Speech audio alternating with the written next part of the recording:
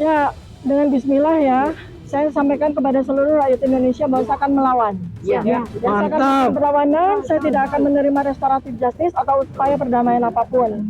Karena rakyat berhak tahu, kebetulan saya dipilih Allah Subhanahu wa Ta'ala untuk mewakili, untuk menjawab pertanyaan masyarakat tersebut. Yang pertama adalah gini, kan tadi ada kejanggalan, ada ketidakjelasan dan ada keraguan dari kejaksaan untuk memberikan BAP kepada kami. Ini wajib pemerintah turun tangan, ya wajib pemerintah turun tangan di sini. Ya, karena harus ada otoritas yang katakanlah membantu kami untuk mendapatkan BAP itu secara lengkap. Kalau pihak kejaksaan mau menutupi, harus ada otoritas tertinggi lagi untuk memaksa kejaksaan untuk memberikan BAP secara lengkap kepada kami. Ya, izin, dokter pada hari ini telah selesai menyelenggarakan atau mengikuti sidang perdana. Bagaimana, apa tanggapan dan mungkin bagaimana perasaan dari Dokter Tifa sendiri pada sidang perdana pada hari ini? Ya, justru kalau saya malah sangat gembira ada sidang ini ya. Karena tadi kalau melihat dari materi-materi dakwaan tadi, berarti sidang ini kemungkinan akan berjalan lama. Jadi saya akan gunakan sidang ini sebagai tempat kuliah saya untuk memberikan penjelasan sejelas-jelasnya terkait dengan ilmu yang saya gunakan untuk melakukan observasi, kajian terhadap pertanyaan yang selama 11 tahun ini menjadi sebuah pertanyaan yang sangat membebani seluruh masyarakat Indonesia. Nah, jadi alhamdulillah juga tadi live streaming ya. Ya, jadi ini surprise buat kita ya. Ini tanda bahwa ada sebuah iklim yang baru ya. Betapa bahwa sidang ini adalah sebuah sidang yang tinggi ya derajatnya ya, kualitasnya. Maka saya juga minta kepada seluruh rakyat Indonesia kita sama-sama belajar. Saya belajar, Anda belajar ya dimanapun Anda berada, agar kita betul-betul mengetahui betapa kompleksnya masalah ini dan menjadi perhatian bukan hanya seluruh Indonesia tapi juga dunia internasional. Karena tadi saya sudah melihat ada beberapa media internasional dan juga ada beberapa media internasional yang sudah menghubungi saya. Karena ini adalah skandal terbesar di seluruh dunia, ya. Skandal terbesar di seluruh dunia, dan karena itu saya akan memberikan penjelasan sejelas-jelasnya. Jadi seperti yang advokat kami sampaikan berdasarkan pengalaman mereka ya, selama ini sudah beratusan kali ya mengawal kriminalisasi para aktivis dan sebagainya. Dengan 20 saksi saja itu akan makan waktu 1,5 tahun. Dengan ini 130 saksi. Ya, 709 dokumen, ya, lebih dari 30 ahli. Kira-kira kalau kita hitung secara probabilitas akan makan waktu antara 3 sampai 5 tahun. Dan saya dengan senang hati akan bersedia untuk setiap hari Kamis memberi kuliah di sini kepada kita semuanya ya.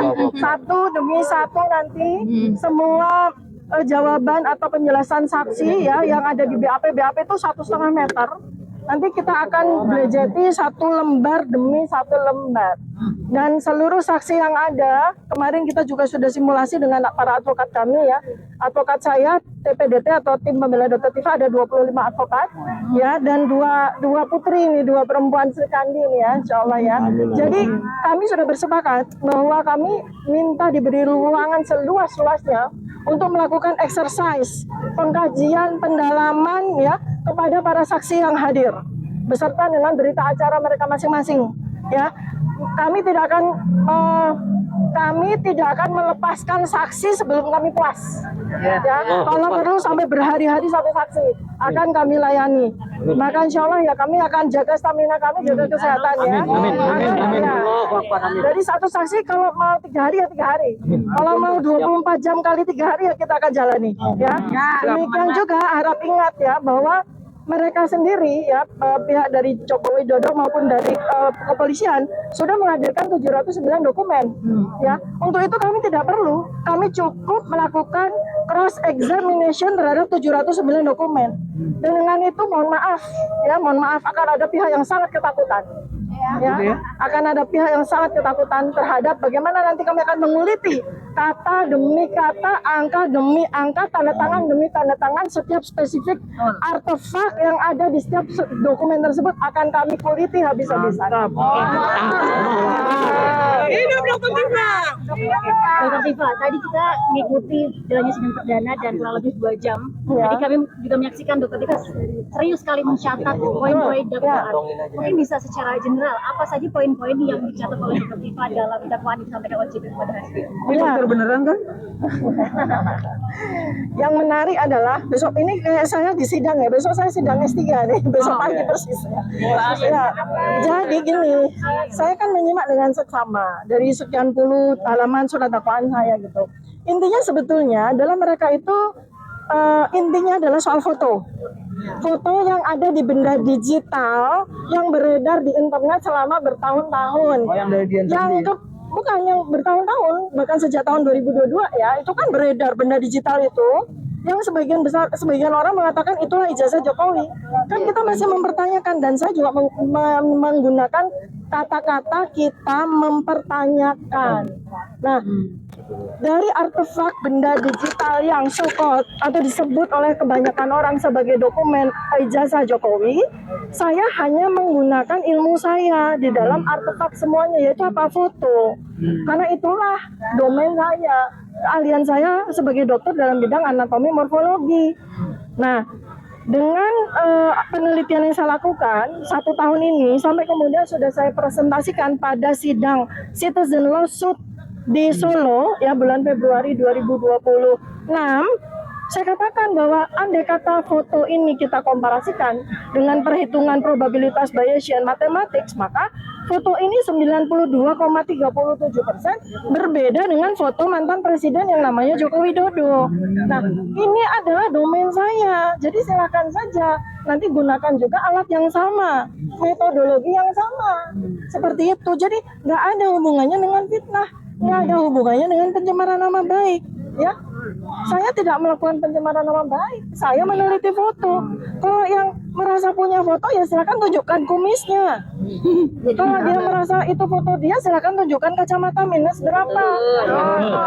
Karena nanti kalau memang foto itu akan dipertanyakan dan dia mengakui bahwa foto itu miliknya, ya, foto dengan kacamata, dengan kumis, ya, dengan gigi yang berbentuk demikian, dengan rahang yang berbentuk demikian, dengan garis, ya apa namanya, os occipital ya, jadi kerangka otak itu yang membuat kita itu punya garis belah tengah atau garis belah pinggir, itu bukan karena kita suka-suka, bukan, tapi karena struktur tulang otak kita.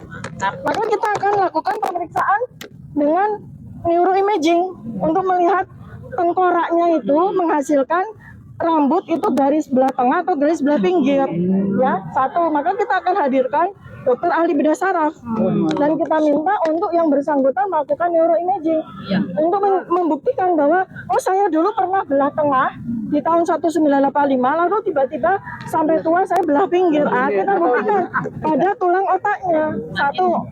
Kemudian soal kacamata, ini bukan soal kacamata ini fashion dan sebagainya, ini soal gangguan refraksi mata. Ya, kalau seorang mahasiswa itu menggunakan kacamata, itu sudah pasti matanya minus atau miopia. Dan itu bukan sekedar bahwa kacamata saya pecah lalu saya tidak mampu membeli lalu kemudian tiba-tiba sembuh dari miopia. Maka nanti saya akan hadirkan juga sebagai ahli dokter spesialis mata, spesialis gangguan refraksi. Bukan hanya untuk membuktikan lensanya itu minus berapa di masa lalu, tapi juga akan memperlihatkan fundus okulinya. Ya, saraf matanya itu akan terlihat bahwa suatu ketika dia pernah minus berapa dan kenapa tiba-tiba kemudian tidak berkacamata.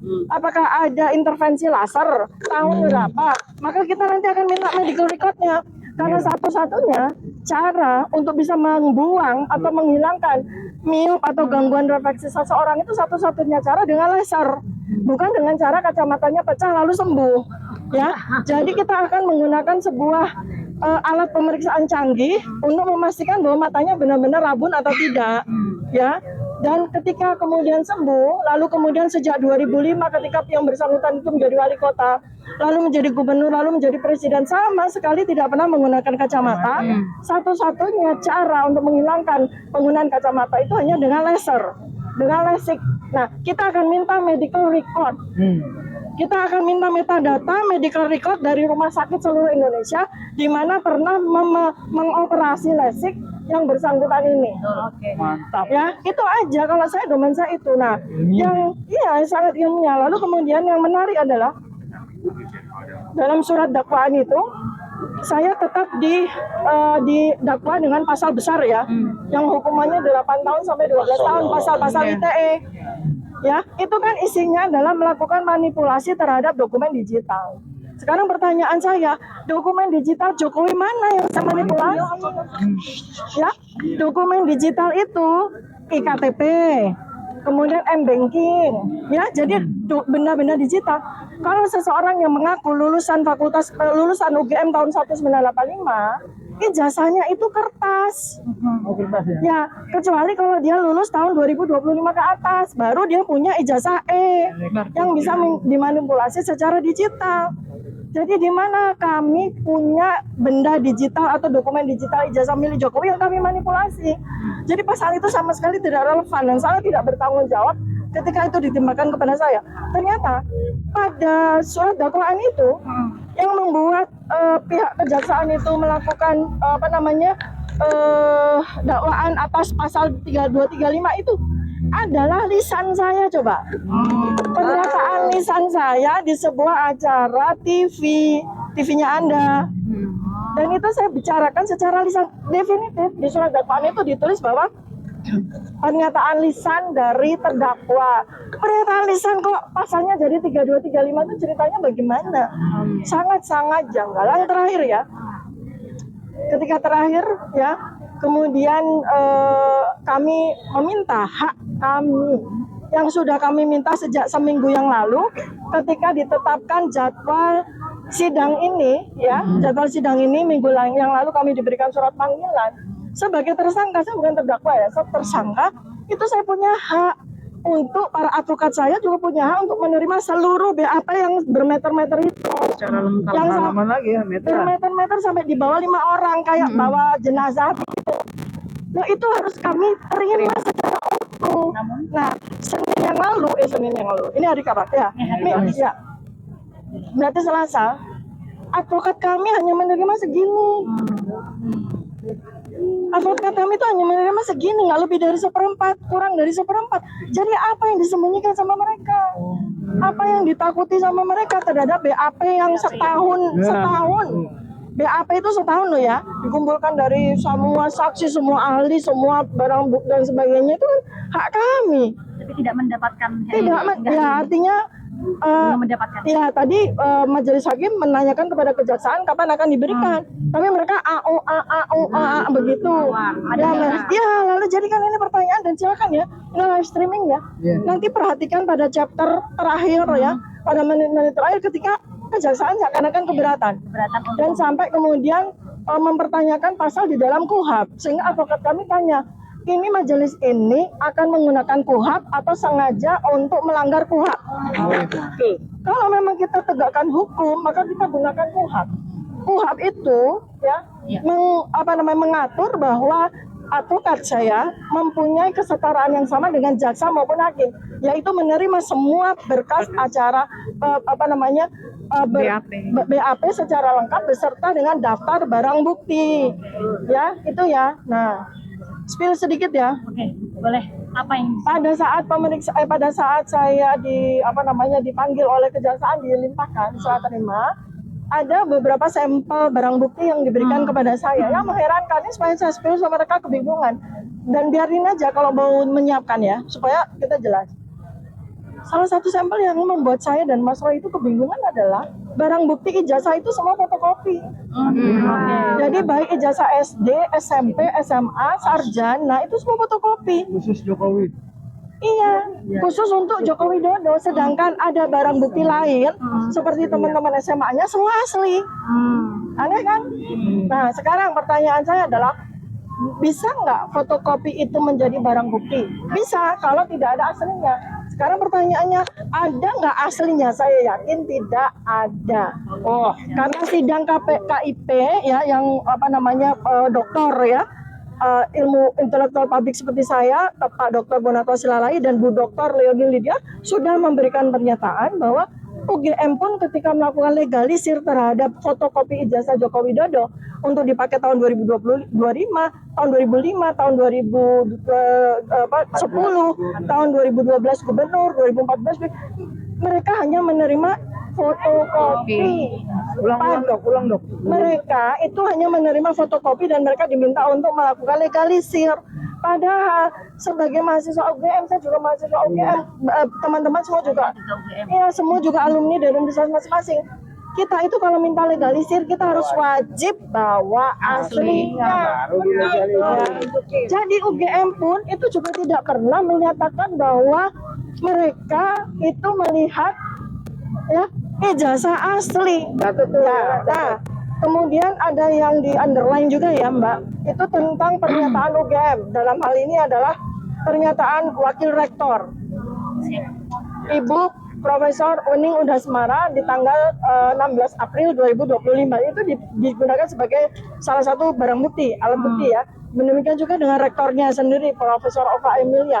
Dua orang itu, petinggi dari UGM itu, ketika memberikan press release tentang status mahasiswa seseorang bernama Joko Widodo, sama sekali tidak menunjukkan apapun, hanya bicara saja. Ya, hanya memberikan pernyataan lisan, sama sekali tidak menunjukkan ya bukti bahwa orang bernama Joko Widodo itu ya memiliki ijazah. Dia ya berkali-kali dia memberikan pernyataan itu hanya mengatakan bahwa saudara Joko Widodo adalah lulusan Fakultas Kehutanan UGM, sama sekali tidak menunjukkan bahwa kami menerbitkan Nomor sekian. ijazah kepada saudara Joko Widodo, ya kan seperti itu. Lalu saya juga kemudian tadi terpikir ya bahwa kalau pihak UGM yang kemudian menjadi institusi yang dianggap punya eligibilitas, legitimasi, legalitas untuk menyampaikan apakah saudara Joko Widodo itu benar-benar lulusan Fakultas Kehutanan UGM tahun 1985, maka yang berhak memberikan statement bukan rektor yang sekarang, tetapi rektor yang Ada masanya. pada masa 1985, dan itu salah satunya yang sayangnya beliau itu mencabut pernyataannya adalah Profesor Sofyan Effendi, ya, bukan Ova Emilia. Ya, jadi itu ya yang Ada harus poin-poin yang ada. tadi dicatat. Iya, tapi dengan senang hati nanti kami akan, kita sama-sama kuliah ya, bukan saya dosennya, tapi majelis ini adalah ruang kuliah kita semua. Ya, dokter. Berkaitan dengan hal ini, saya ingin juga bertanya dengan kuasa hukum dari Ibu Nuraini ataupun juga Kak Karina. Ini minggu depan akan ada sidang lanjutan begitu. Yang ingin saya tanyakan adalah bagaimana persiapan dan mungkin strategi pembelaan seperti apa yang mungkin bisa dilakukan gitu untuk menghadapi sidang-sidang depan. Mungkin Bu Nuraini atau Kak Karina bisa menjawab. Silakan. Baik. Untuk menghadapi sidang ke depan. Ya, oh nggak apa-apa. Nah, bukti yang kita terima itu harus kita dapatkan untuk dapat kita diskusikan dan kita untuk melakukan perlawanan. Oke. Lalu kalau boleh tahu mungkin dari jumlahnya bahwa apakah dalam sidang-sidang ke depan pernyataan-pernyataan ataupun juga argumentasi yang disampaikan sebelumnya tetap disampaikan seperti apa sebelumnya, atau akan ada sesuatu yang diklarifikasi? Iya, ya banyak keanehan ya. Seperti misalnya tuduhan itu kan harus bertuduhan ya. Seseorang melaporkan itu kan kalau dalam bahasa hukum ya, itu kan ada locus delicti, ada tempus delicti. Ini locus delictinya itu pindah-pindah di antara 26 April 2025 hingga setidak-tidaknya tanggal 1 Mei 2025. Lalu berubah lagi di antara 26 April 2025 hingga setidak-tidaknya 21 Mei 2025, atau di antara itu. Padahal Pak Joko Widodo melaporkan kami di tanggal 30 April 2025. Bagaimana bisa locus delictinya mundur maju? Apakah ada peramal di situ? Apakah pakai mesin waktu? Wah, aneh banget itu. Aneh sekali. Keanehan yang dirasakan dan juga dimikirkan oleh Dr. Tifa. Nah, saya ingin juga bertanya, dokter.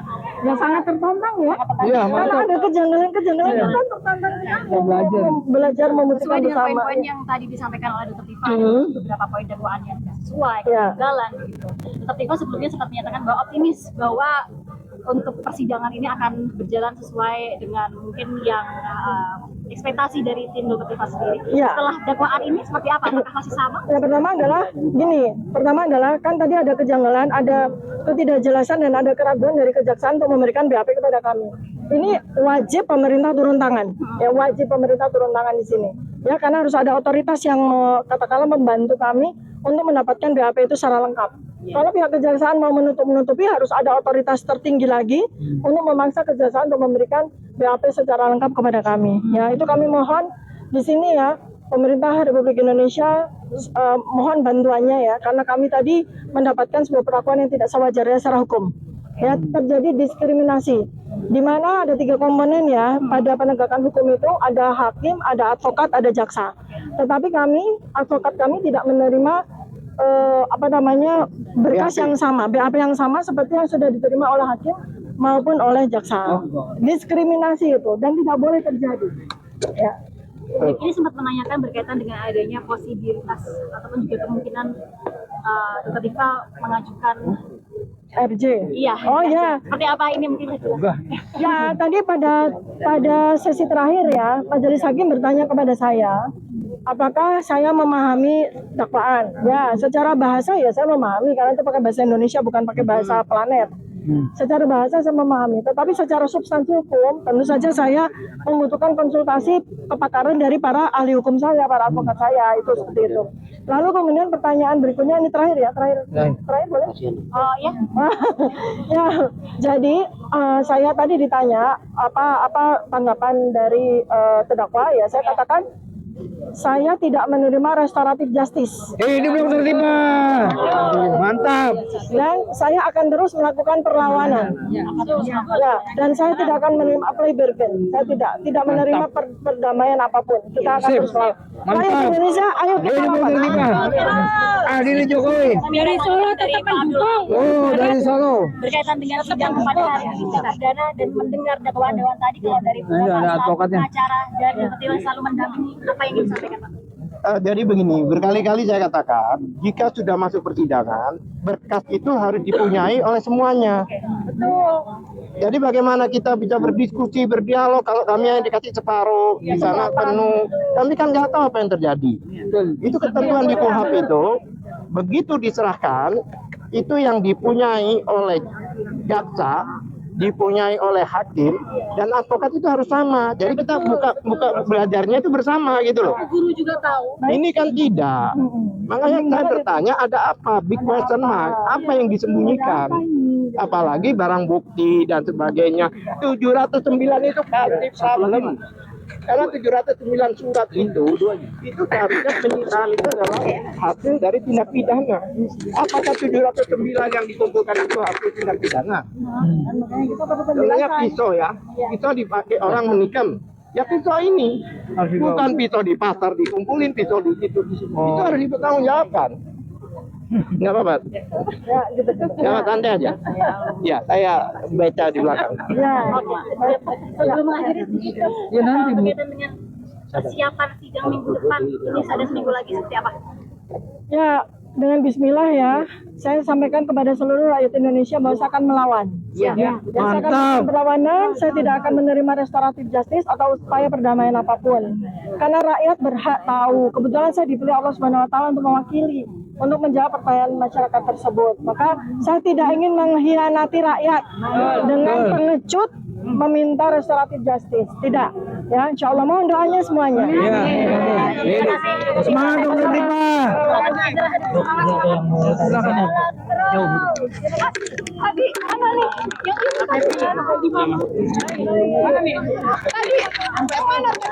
Yang nggak punya yang pertama main kasih ke siapa? Aku masih di sini. Yang terakhir yang punya papa. Alamat ya. Bukan mana tadi kasih mana nggak ada. Ada taruh mama Mas ya. Mas,